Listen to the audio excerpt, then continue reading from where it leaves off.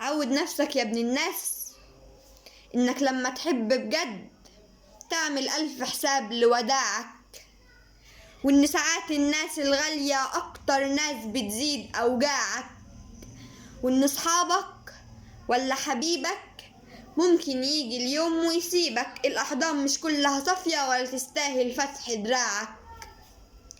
هو الواحد شاف من الدنيا شوية عشان يرتاح وحداني، بس هنعمل ايه في نصيب اللي بيرميني الناس كرهاني. كل ما قابل وارجع اسلم قلبي ونفسي وثقتي لحد بيعلمني ان انا ما يصحش اعلق نفسي واجازف تاني. وانا مش طوبة ماليش احساس، انا انسان من وسط الناس، بزعل وافرح برضو وافكر انا بتساب على اي اساس.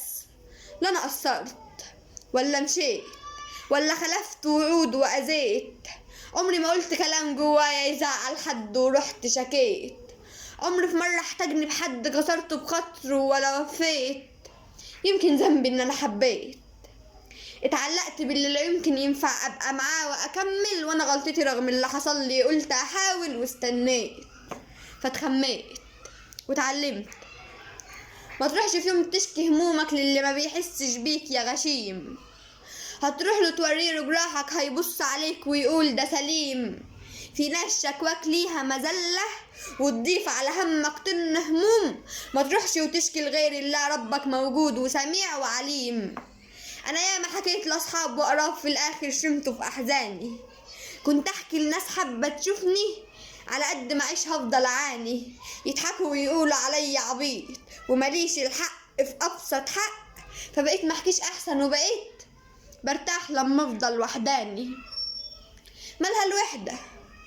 انك تتعود تبقى تمام من غير ما يكون جنبك انسان، تتغطى همومك مع نفسك وملكش ونيس لكن وانساني، تسهر بالليل مع مج الشاي وتسقي النعناع وتفكر في الناس واللمة الكدابة وتضحك على طيبة قلب زمان. لازم تخسر تفاصيل وحاجات علشان تكسب روقان البال، اولهم اوعى تخش نقاش مع شخص كبير وبمخ عيال، اشتري راحتك وامشي براحتك واستخسر قربك في الاندال، وتأكد ان اللي يسيبك في وجوده حرام وخسرته حلال.